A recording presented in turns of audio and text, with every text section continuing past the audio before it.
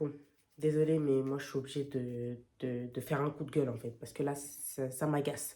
Il y a un truc qui m'énerve, vraiment, en ce moment, c'est les gens qui pensent que profiter de la vie, c'est d'aller en soirée, de boire de l'alcool, de fumer, de prendre des substances assez illicites. Moi, je vous jure, je me mets à leur place, je me dis, mais comment tu peux penser comme ça? Genre, tu te dis en mode, ouais, là, je suis en train de profiter de ma vie, je suis en train de boire, de fumer, de rigoler avec mes potes, d'aller en soirée, de... Non, t'es en train de te tuer à petit feu. Même s'il y a des gens, toute leur vie, ils n'ont pas eu de problème de santé, même en buvant de l'alcool, même en fumant, etc. Il y aura toujours un problème. Dans le sens où peut-être que, après, bien évidemment, je le souhaite à personne, mais à tout moment, tu auras des problèmes à marcher, peut-être que tu auras des problèmes avec, je sais pas moi, tes dents. En fait, tu auras toujours un problème avec ta santé, en règle générale.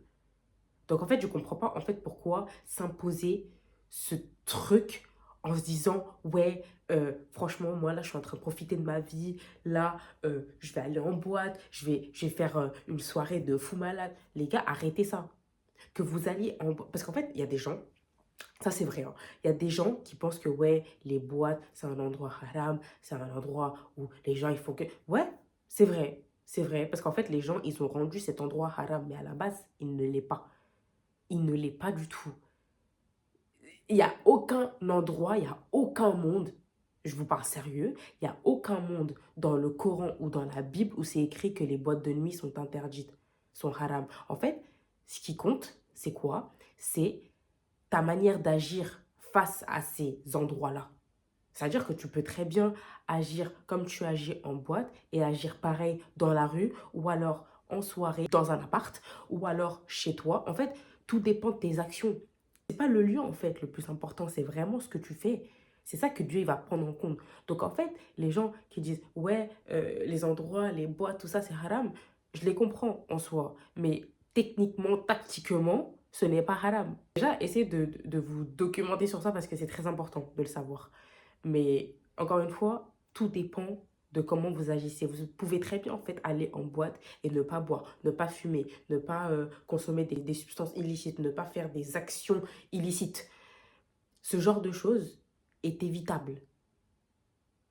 Et à partir du moment où tu sais ça et que tu refais la même chose, ce n'est plus en fait de l'ignorance, c'est un choix. Voilà, c'est un choix. Moi je le dis, c'est un choix. Parce qu'à partir du moment où toi-même tu décides en fait de faire ces bêtises, en fait, tu te mets tout seul dans la merde. Tout seul, comme un grand ou comme une grande. L'autre truc, en fait, qui m'énerve, c'est les gens qui disent ouais, moi, j'aimerais trop être riche. Ouais, moi, je veux réussir dans la vie. Ouais, moi, je veux une grande voiture. Ouais, moi, je veux plein d'enfants. Ouais, moi, je veux avoir beaucoup d'argent. Quand tu vois leur vie maintenant, et tu te dis, mais attends, mais lui, là, il veut tout ça, là. Mais ce qu'il raconte, lui, ça va pas ou quoi? Ben, en fait, vraiment, moi, je me dis ça. Je me dis, mais attends, mais lui, il est plein de ouais, moi, je veux être riche. Je veux... Alors que tu regardes son compte bancaire, il est à moins 3 000 euros. Ça fait 5 mois, il a découvert.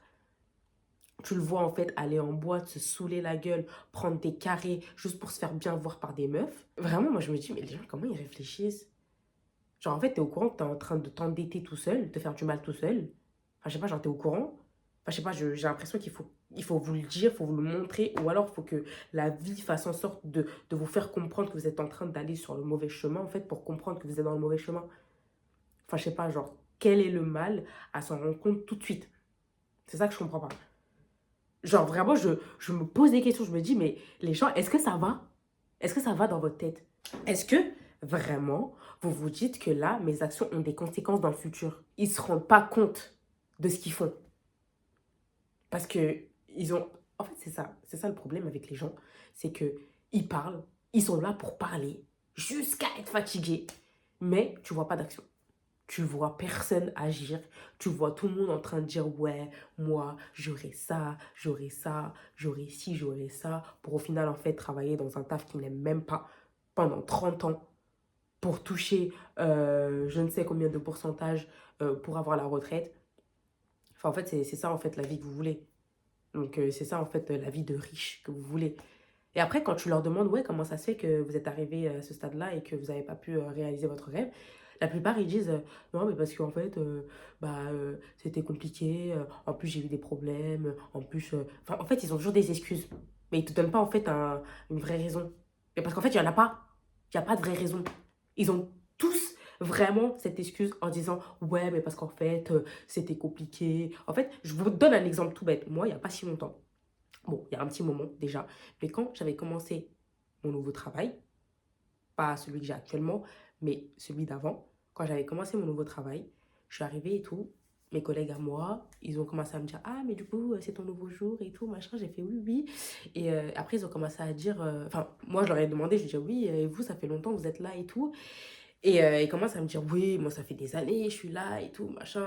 Après, ils me disent, ah, mais du coup, tu comptes rester là longtemps et tout, machin. Je dis, non, non, moi, je compte juste, en fait, économiser et puis trouver mieux, quoi. Et après, il commence à me dire quoi? Il commence à me dire, oui, mais après, tu vois, moi, avant, je disais la même chose que toi, que je voulais juste économiser et trouver mieux et tout. Et regarde-moi, ça fait 20 ans. Excuse me. Genre, en fait, parce que toi, t'es resté là, ça fait 20 ans. Moi, je vais faire pareil, ça va pas ou quoi? Moi, en fait, quand je dis un truc, je le fais. Vraiment, quand j'ai assez d'argent pour partir, je pars. C'est pas en fait, je reste parce que j'ai pas le choix. Vraiment, en fait, les gens, ils veulent trop se... Eh, vous allez pas me dire à chaque nouveau taf que vous êtes arrivé, vous n'êtes pas tombé sur au moins une personne qui est comme ça. Qui va vous dire, ouais, ça fait des années que je suis là et tout. Moi, à la base, je voulais pas rester là. Au final, tout il s'est passé ce qui s'est passé. Et du coup, ça fait 30 ans, je suis là et tout. En fait, les gens, ils sont entrés dans ce truc de comment est-ce que je pourrais appeler ça? De confort, même si c'est loin d'être un confort parce qu'ils sont tout le temps endettés et tout le temps dans la merde. Mais c'est loin d'être un confort. Mais pour eux, en fait, c'est un confort parce qu'ils se disent, bon, je suis en CDI, j'ai eu enfin mon contrat, que maintenant, je peux avoir des enfants, me marier, etc. Mais c'est pas comme ça que ça fonctionne, en fait. C'est pas comme ça. Si vraiment tu voulais avoir un vrai confort, tu aurais travaillé en fait sur tes objectifs et tu aurais fait en sorte d'avoir plus d'argent que tu as maintenant. Et pas en fait être endetté toujours à la banque, devoir toujours de l'argent à la banque, t'endetter alors que tu as des enfants, tu as une femme, tu as un mari. Pourquoi faire? Si tu avais vraiment travaillé sur tes objectifs dès le début, tu n'en serais pas là. Mais c'est quoi le problème des gens? C'est que ils ont peur de prendre le cap. Ils se disent, ouais, à tout moment, ça va pas marcher, je préfère ne pas essayer. Moi, je vais juste me mettre à l'écart et je vais rester, je vais faire un peu un métro boulot dodo comme tout le monde. Tu vois, je vais pas montrer, je vais pas prendre le risque. Voilà, je vais me mettre en retrait et je vais rien faire. La plupart des gens pensent comme ça. Sauf que la plupart des gens sont dans le déni. Ils ne le pensent pas directement, mais inconsciemment, ils le pensent. Vous voyez ce que je veux dire? Donc, pour éviter de faire ces mêmes erreurs, va falloir acter en fait. Parce qu'il y a beaucoup de gens qui parlent, mais ils ne mettent pas les choses en place. Et après, ils s'étonnent à 50 ans, à 60 ans, même à 40 ans, en se disant, merde, en fait, j'aurais pu faire ça, à tout moment, ça aurait marché. Comment tu peux savoir si tu n'essayes pas? La plupart des gens n'essayent pas, et après, ils arrivent à un certain âge, ils se disent, ouais, j'aurais dû. Vous voyez le j'aurais dû là? Vous voyez, cette phrase, c'est à bannir quand vous serez, entre guillemets, plus âgé que maintenant. En tout cas, si tu es jeune et que tu regardes cette vidéo, dis-toi que au lieu de vivre avec des regrets, fais en sorte d'au moins essayer, genre. C'est comme ça qu'on comprend et qu'on essaye en fait d'y aller à nos objectifs. Parce que c'est pas en fait tu vas arriver à tes 40 ans en te disant ouais là j'ai des enfants, tout ça c'est un peu galère et tout, maintenant je peux plus. Enfin en étant femme ou homme, un peu important. Mais surtout en tant que femme c'est plus compliqué. Mais il faut pas, en fait, arriver à ce stade pour se dire ça. Faut pas. Faut vraiment pas. Faut faire les actions maintenant, avant de regretter. Et là, je parle vraiment aux gens qui n'ont pas, en fait, encore d'engagement ou ne sont pas encore mariés avec des enfants ou voilà. Si vraiment vous voulez... Attends, j'en suis sûre, hein, la plupart des gens qui regardent cette vidéo, la plupart n'aiment pas leur taf. J'en suis sûre et certaine que aucune des personnes ici, la plupart, hein, aiment ce qu'ils font. Ils sont juste là, ils se disent ouais, je vais économiser un peu pour aller. Alors que la plupart du temps, ils vont économiser, ils vont continuer dans ce taf. Après, ils sont en train de monter en grade. Et après, de plus en plus, ils vont se dire bon, bah, après, je commence à bien me sentir et tout dans ce taf. Finalement, je vais rester. Et pendant 20, 30 ans, ils restent dans le même taf. En fait, c'est ça le truc. C'est qu'à partir du moment où t'es pas posé, t'es pas lucide, en te disant, ouais, c'est pas ce que je veux pour moi, genre, vous imaginez, vos futurs enfants, ils vont se dire, ouais, mes parents, en fait, ils n'ont pas réussi à réaliser leurs rêves. Comment est-ce que leurs enfants, ils vont se dire, ouais, moi aussi, je veux réaliser mon rêve. Ils ne peuvent pas se dire ça. Parce qu'ils vont voir comme exemple, ils ont qui comme parents? Ils ont des parents qui n'ont pas réussi, en fait, à... Non, c'est triste. Vous voyez ce que je veux dire? En fait, il faut juste être logique dans sa tête. Il faut juste dire, bon, ok, moi, je veux quelque chose de bien pour moi. Donc, ce qu'on va faire, c'est que je vais travailler sur ça. Déjà, je vais identifier quels sont mes objectifs point par point, comment y atteindre point par point, et y travailler point par point, jour après jour. D'accord? Même si c'est un mini travail sur vos objectifs, un mini, même si c'est ça, faites-le. Vous avez plus de chances de réussir à atteindre vos objectifs en y travaillant jour après jour, petit à petit, plutôt que de travailler un jour en entier et rester pendant 2 mois sans rien faire. Vous n'avez rien fait là. C'est pas parce que tu as travaillé un jour tout entier que ça va compenser les 2 mois d'après. Pas du tout. C'est pas comme ça que ça marche. Si seulement, si seulement personne n'aurait fait d'effort au final. Donc à un moment donné, il faut juste être cohérent et logique. D'accord? À un moment donné, travaillez tous les jours, non-stop, et faites en sorte de ne pas arriver à 40 ans et vous dire, mince, en fait, j'aurais dû faire, j'aurais dû. Faut enlever ce mot-là. Il faut que, à vos 40 ans, à vos 50 ans, à vos 60 ans, que vous ayez juste des souvenirs et pas des regrets. C'est ça le but, en fait, d'une vie. C'est pas, en fait, d'avoir des regrets parce que j'en vois tellement des gens de 40 ans, 50 ans, 60 ans en train d'avoir des regrets en se disant ouais moi si franchement j'avais pas bu de l'alcool quand j'étais jeune, si je pensais que aller en soirée était kiffer sa vie, était profiter de sa jeunesse, franchement j'aurais pas eu les problèmes de santé que j'aurais aujourd'hui, franchement si j'avais pris le temps en fait de prendre soin de ma santé en étant jeune et tout parce que j'avais le temps, j'avais l'énergie, franchement ça m'aurait évité plein de problèmes aujourd'hui. Réfléchissez à ça, réfléchissez à votre futur vous qui allait avoir des regrets à cause de vos choix de maintenant, parce que c'est que maintenant que ça se passe, hein. Moi, vous voyez, j'ai 22 ans, je vais avoir 23. Je bénis Dieu. Vraiment, je suis hyper reconnaissante d'avoir cette mentalité que j'ai aujourd'hui. Parce que si j'avais eu cette mentalité en arrivant à 40 ans, 50 ans, et qu'en fait c'était trop tard, je me serais dit, mais merde. Genre, en fait, j'ai gâché genre toutes ces années-là, pour au final arriver limite à la case départ et devoir tout apprendre. Enfin, vous voyez ce que je veux dire? Enfin, il y a plein de trucs où vous allez vraiment arriver à vos 40 ans et vous dire, ok, là j'ai 40 ans, qu'est-ce qui se passe? Vous allez vous rendre compte qu'en fait, il y a beaucoup de choses que vous ne saviez pas et que vous auriez dû faire quand vous étiez jeune.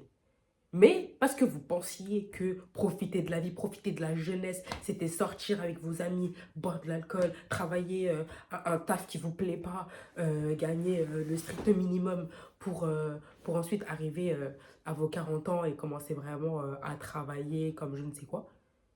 Mais vous êtes à côté de la plaque, hein. Je suis désolée, mais vous êtes à côté de la plaque. Vraiment, les gens qui pensent comme ça, vraiment, vous êtes perdus, hein. Moi, je vous le dis, vous êtes perdus.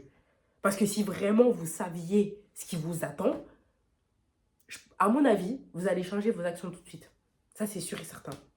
La vérité, c'est vraiment ce qui se passerait.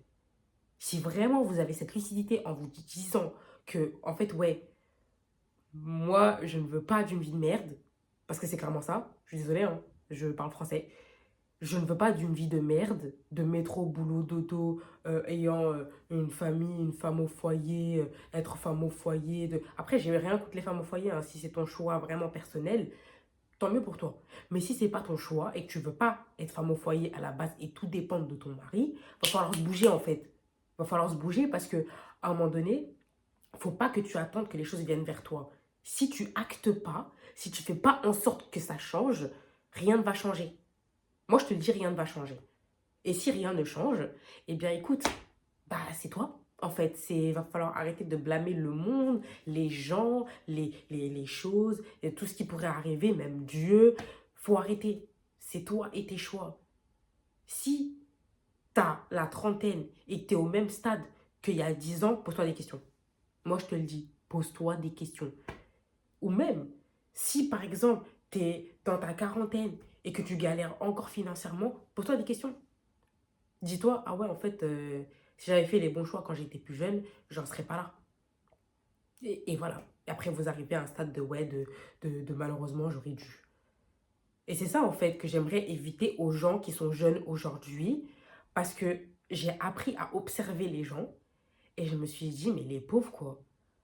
Par exemple, je vous donne un exemple tout bête. Les gens qui vont en boîte. Les gens qui vont en boîte, qui prennent des carrés.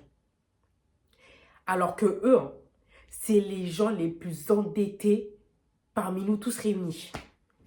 Alors qu'ils prennent des carrés à 800 euros, à même 1002, à eux tout seuls, juste pour montrer que ouais, moi j'ai pris un carré. Eh vous, vraiment les gens comme ça, hein, je vous vois grave en bizarre. Je vous vois grave en bizarre. La vérité, en fait, je me dis, mais ça va? Genre, à quel moment vous vous dites, ouais, vas-y, je prends un carré et tout, juste pour montrer aux meufs que... mais ça va. Je suis désolée, hein, mais ça se voit que la plupart des gens qui prennent des carrés, surtout à chaque soirée, chaque week-end, ça se voit que eux, il y a plusieurs raisons. Ils veulent prouver, surtout souvent si c'est des hommes et tout, ils veulent prouver devant les femmes, vraiment prouver, en mode, ouais, regardez, nous on a un carré et tout, si tu veux, je te fais rentrer et tout, si tu veux, je te donne un bracelet. Il y en a plein comme ça. Deuxièmement, c'est ceux qui sont le plus endettés. Vraiment, comme je vous ai dit, le plus endetté de nous tous réunis, c'est eux les plus endettés, mais pourtant, ils prennent des carrés chaque week-end. Chaque week-end, sans exception. Et il y en a même qui vont encore plus loin, 2 fois par week-end. Donc, 2 fois par week-end, s'ils prennent un carré à 800 euros, faites le calcul. Voilà. Troisièmement, ceux-là, les gens là qui prennent des carrés, la plupart du temps, tu les vois jamais s'ambiancer. Genre jamais. C'est-à-dire que tu les vois rarement vite fait en train de danser et tout. Mais tu les vois jamais s'ambiancer en mode c'est la teuf, c'est la fiesta, c'est la... Tu les vois jamais. Tu les vois jamais faire ça. Jamais. Et, et encore une fois, ça prouve que les gens comme ça sont dans le prouver. Parce qu'ils sont juste là en fait pour faire acte de présence en mode ouais, regardez-moi, je suis dans un carré. Est-ce que vous voyez ce que je veux dire ou pas? C'est vraiment une action de fou malade. Genre, comment tu peux te dire dans ta tête, ouais, moi, je suis là, je vais dans un carré et tout. Il y en a plein qui le disent inconsciemment, hein, mais juste ils prennent un carré juste pour en mode regardez-moi, j'ai un carré. Vraiment, je trouve ça triste. Et les gens sont d'accord avec ça. Ça me choque encore plus. Les gens sont d'accord avec ça. Ils sont d'accord avec le fait de vouloir se montrer, de vouloir prouver. C'est pour ça que moi, je me suis éloignée de ce genre d'endroit parce que déjà, je suis quelqu'un qui ne fume pas et qui ne boit pas. Donc ça fait que je suis tout le temps lucide et tout le temps, enfin, je sais ce qui se passe tout le temps, quoi. Et des fois, bah, il y a des moments où je me déconnecte et je regarde tout le monde, je juge tout le monde. Enfin, je fais pas exprès. Mais bref, ceux qui boivent pas et qui fument pas, ils savent de quoi je parle. Mais ça, c'est le parfait exemple pour montrer que vraiment, les gens, ils en ont rien à foutre. Moi, je vous dis, ils en ont rien à foutre de leur vie.